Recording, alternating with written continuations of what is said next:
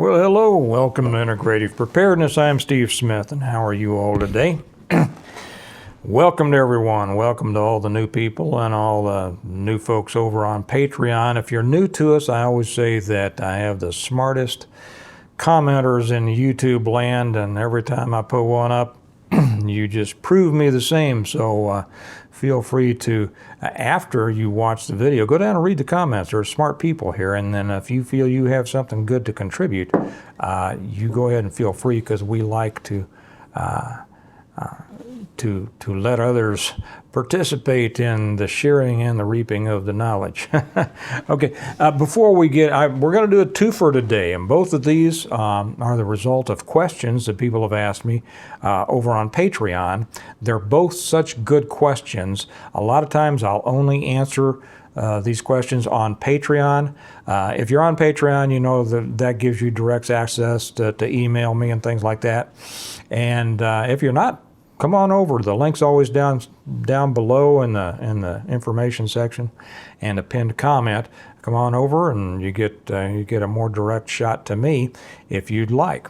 Both of them, like I say, are great questions from Patreon patrons, and both of them are such that I think they're worthy of putting on YouTube and letting a lot more people know. We have a larger audience on YouTube than we do on Patreon. Before I get started, a couple of things that it's very important to keep in mind, at least on this channel. I don't put up with BS. Okay, very, very simply, I do not put up with argumentative people. I took here's what not to do. Okay? I know none of you would ever do this, but I got rid of the two who did, so just make sure. Don't come on and talk badly about another channel, okay?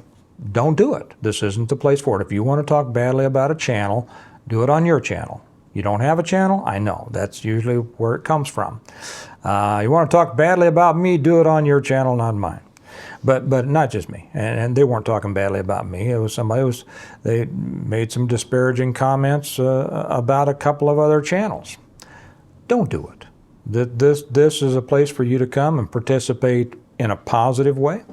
Not for you to come on and use my channel as a soapbox and try to start trouble. I won't have it. Even if I don't like the channel. The interesting thing is that they included two channels on this, one that I like and one that I'm not a fan of. Doesn't matter. I will not allow that to stand. Okay, that is bad behavior. Don't do it. The other thing is, don't come on and try to, come off as that kind of stealth argumentative with either me or another commenter. Okay, and I'm sure we're going to get some on this, because this is going to be about these the end times, as the mark of the beast and stuff like that. So I'm sure there's going to be just a vast array of opinions on this, and maybe I'll get into that. I'm not sure. But don't come on, and I see it sometimes happen to me. Sometimes it's posed as a question that's kind of a setup as an argument. I recognize that, okay, and I don't let it go. I could either embarrass you in front of the rest of the world, or I prefer not, and so I just ditch it. Or don't come on and try to start stuff with another commenter. I read everything, okay? So anybody who wants to come on and think, well, I'm going to sneak this in against this person, well, you're not. And this particular one, the original commenter, they handled it just fine. Don't come on thinking and acting like you know everything in the world more than this person leaving the comment, okay? If a comment needs to be straightened out, well, anyway, okay. Those are the rules, guys. That's just about it. Other than that, I mean, 99.9% of everybody here didn't have to be told that. Just giving you a heads up for anybody who's new here, and to let you know kind of how we do things. Okay. The first one, what this is going to be about, this was a question sent by a Midwest man over on Patreon. And it's a question that I have had kind of alluded to in a number of comments and other videos. He says, I bought all your books on Amazon. Thank you, Midwest man. And I'm done with the first one. Good. Highly recommend your books. Well, highly recommend your book, Steve. Thank you again. Hope you enjoy the next 4. Quick question. Wondering about your thoughts regarding end times when the mark of the beast is implemented. Now, he put that mark of the beast in quotes and end times because different people have different feelings about this. Now, this is not going to be a religious video. I'll read the rest of his question in a minute. But it is so good, I'm going to do one over on the church channel. So let me finish this. I'll back up and start. This is wondering your thoughts regarding end times when the mark of the beast is implemented. It would seem that in order for the beast system to work, no one being able to buy or sell without it, then one would think that the electrical grid internet would almost have to be up and running. But in the event of a CME or EMP attack, that would take down the grid. How do you see this happening if the grid goes down for a long time? Or perhaps we're not as close to the end times as some think. What are your thoughts on that? I could spend 3 hours on that. I just spent an hour discussing it with Kelly. She'll tell you. Could I spend 3 hours talking about this, honey? Yes. Did you hear that? A little bit longer, though. A little bit longer than 3 hours, she says. These are... That was your short version. Right. The hour was my short version.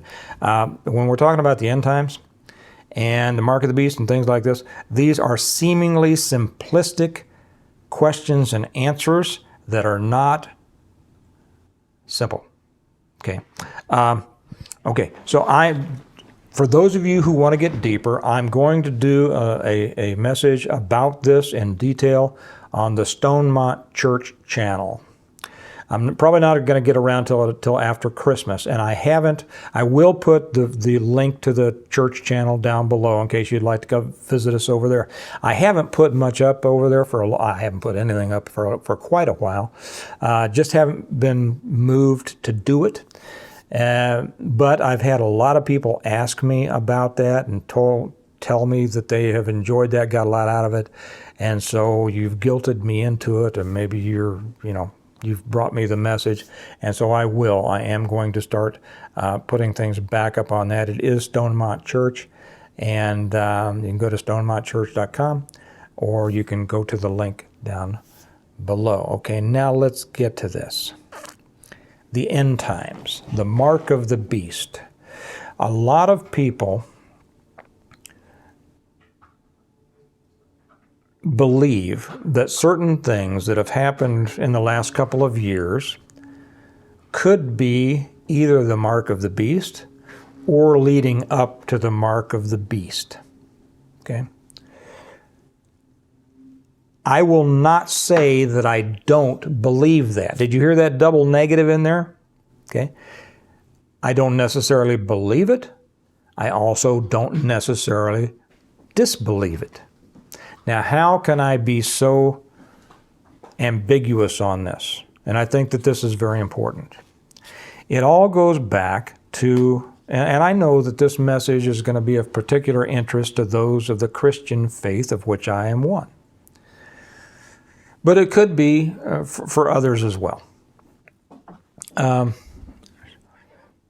There are many who feel that we are definitely in the end times. And to them, that means pretty quick, right? By the end of next week, maybe. I don't know. There are some important things to understand about this. When you're talking about biblical perspective, okay? And I have friends who and I talked about this not too recently ago, those who feel that preparing is showing a lack of faith because God's coming, and Jesus is coming back, He's coming back soon. And too often these people are so fraught with fear or disgust with the way things are going in the world, and I can understand that, I'm full of disgust too, that they think it simply has to happen, or it has to happen soon. God can't let this go on. I understand that whole thing. Did you know that the apostles felt that Jesus' second coming, the end times, was going to occur before they were dead? Did you know that? Many of you did. Many of you know that. I'm not going to come off like I'm all that and I know more than anybody else here. I have studied it a lot. I've studied it for years. Have I studied? I just explained well, I'm going to get into that over on the church channel. They did. They believed in their hearts that Jesus was coming back before they were dead. Okay, they look at one of the parts that he said here.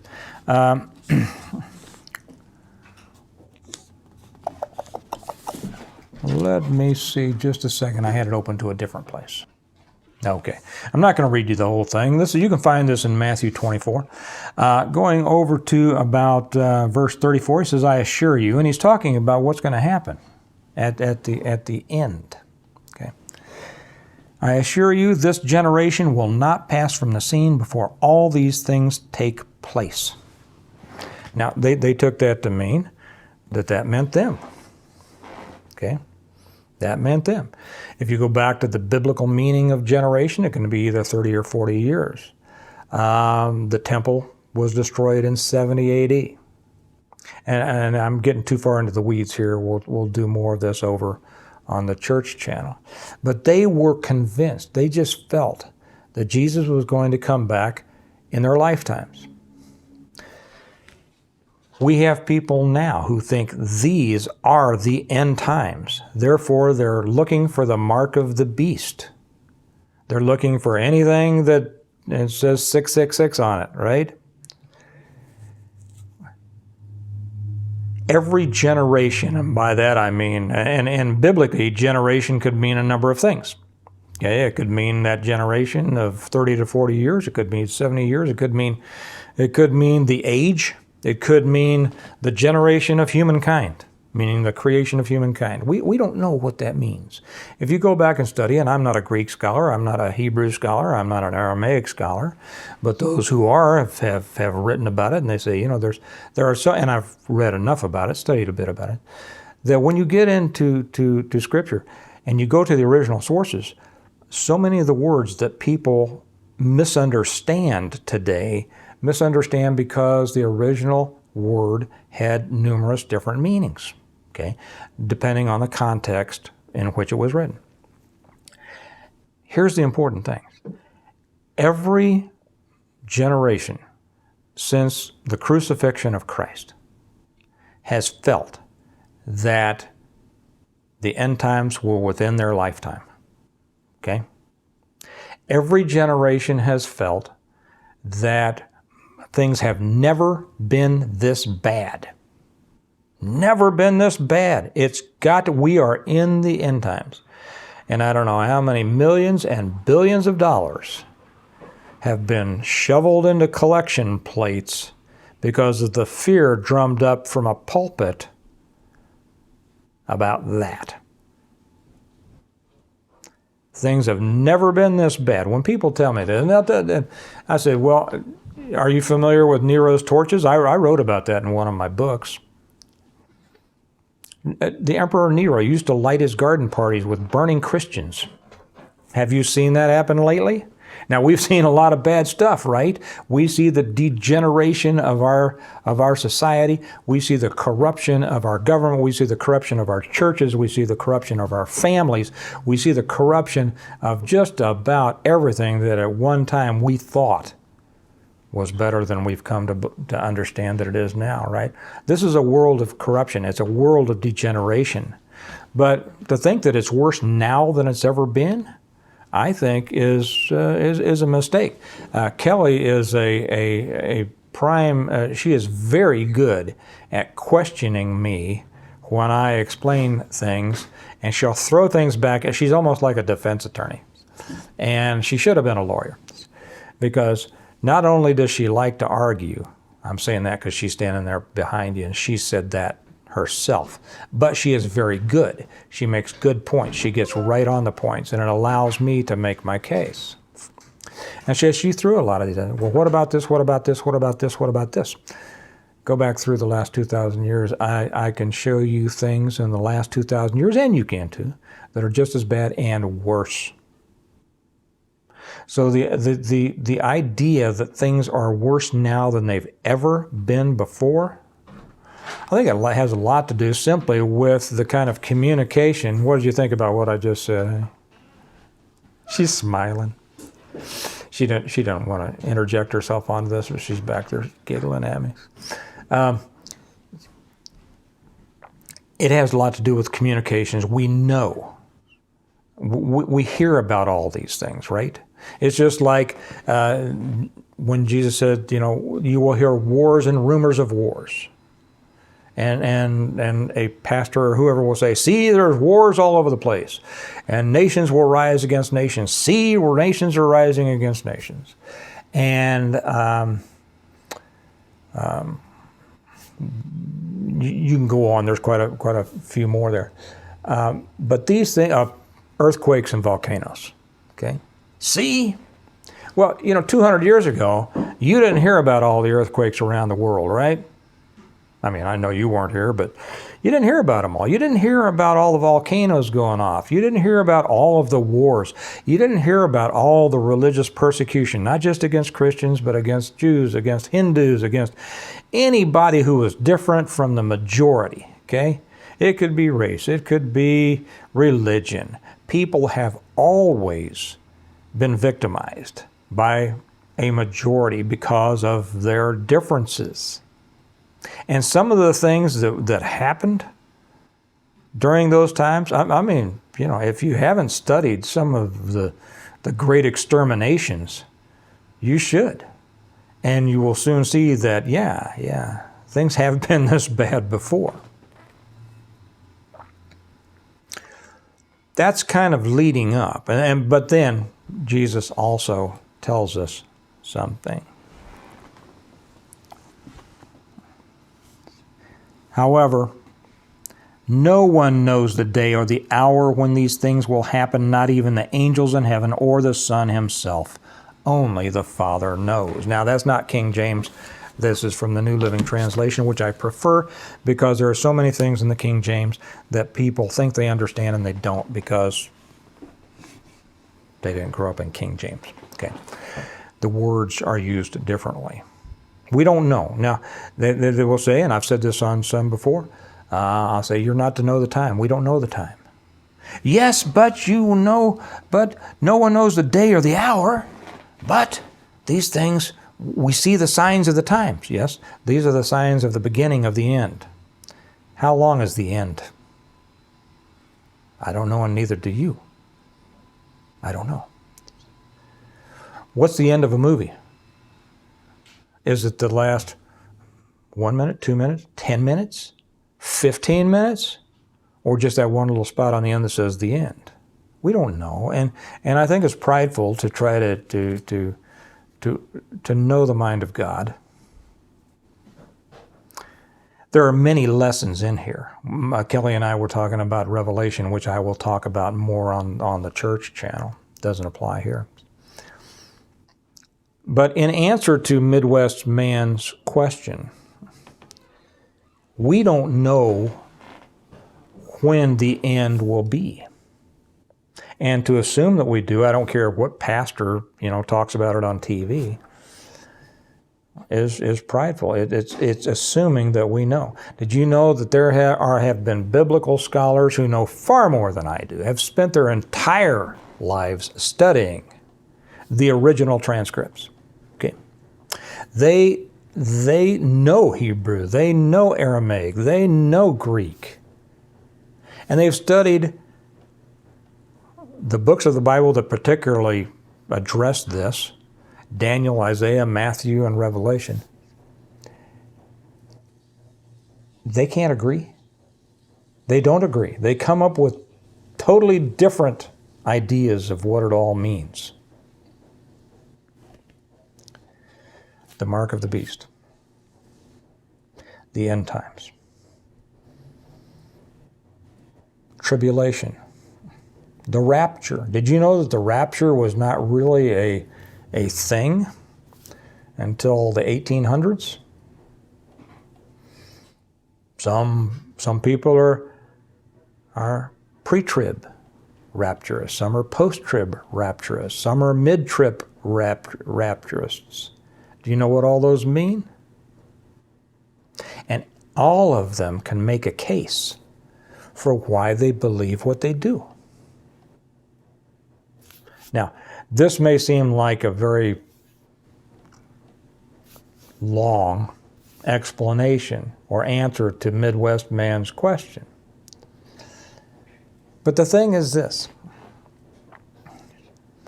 I don't know. And I think it's important to understand that we don't know.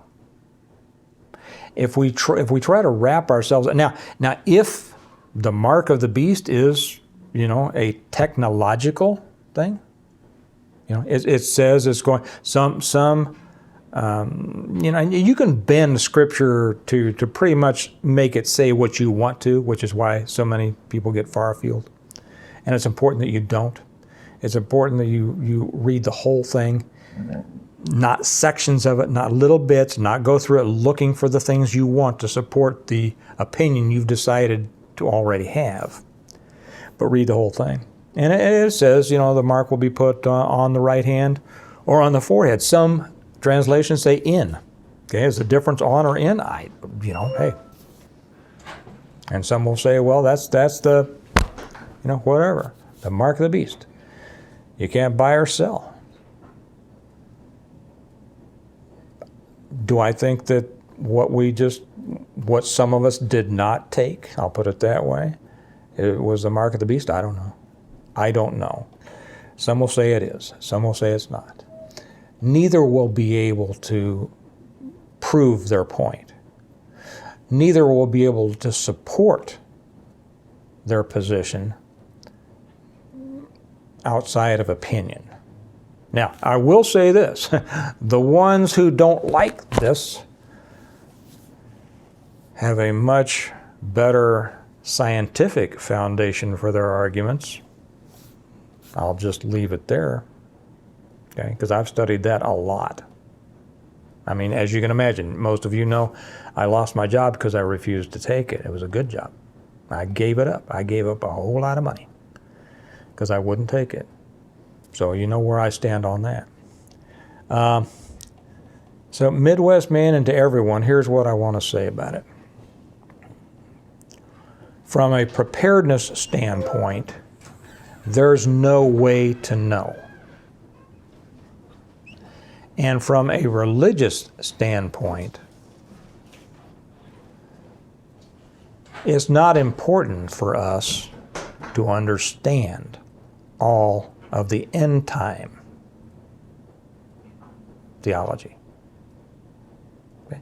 And some will say, well, how can you say that it's not important? I'll tell you what's important, is to understand the message that's contained here. Many of you, that the book of Revelation, and it's not Revelations, it's Revelation, the revelation of Jesus Christ to John, it has a lot of interesting stuff in it.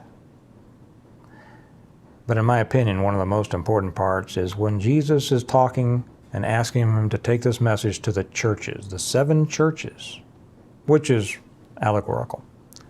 Because there's more. It wasn't just 7 churches that Christ was concerned with. He's concerned with everyone. But he says, hey, here's the thing. You're doing this right. But here's what I have against you. Means, hey, you're doing a lot of stuff right. Here's what you need to tighten up on. That's the theological message, and I won't get into that. We'll get into that, like I say, over on Stonemont Church. I think this is an important part, an important thing to address, and maybe I'll make it my first or second one as I put up more over there. But when it comes to preparedness, we have far too many people using end times as an excuse not to participate in one of God's central biblical charges. And that is to take responsibility, rely on Him but you're responsible for what you do as He directs you, and to be prepared for what comes. Okay? We take this from Noah to Joseph to Christ telling His disciples to arm themselves, and then further on. Okay, Midwest Man, I hope that answered your question to an extent. I don't know. I'm not sure that it's important for us to know. I think it is important for us to prepare, to conduct ourselves properly within the framework of our, I used the word religious the other day, and here again, somebody came on and made a big issue about the difference between religion and belief. We use religion as an easy term, right, to describe the framework of our faith and our belief. Okay. I hope that answered your question. I have no doubt that there are going to be people who come on here with questions, with differing opinions. I will say this: if you preface it with, I've always heard, or I believe, or I think there's whatever, there's not going to be a problem unless you leave something that's going to take everybody 10 minutes to read. This is not your pulpit, and you're going to lose people. I'll just be real honest with you. But if you come on and you're argumentative, and there are very few things about which people are more divided than this. If you come on and you're divisive and you're accusatory in your manner, or you are, like I described earlier, that's not going to be helpful, and I'm not going to allow that to stand. Okay, and if you have a different point of view, well, great. Use your channel and express it, or start a channel and express it. But this is not the place for it. Okay, all right. To the rest of you, hope you got something out of that. At least, Midwest Man, let me know whether I answered your question or not. Okay, and in all situations, prepare. Remember, we say, prepare well today in order to live well tomorrow. God wants you to prepare. Jesus told His disciples to prepare. And good sense and a simple sense of responsibility tells you to prepare. Okay? So whether that mark of the beast is coming in your lifetime, in your kids' time, and wherever time, we don't know. We don't know what God's timing is. Prepare now and make it a part of your life, because it's the right thing to do. And I'll talk to you later. Bye-bye.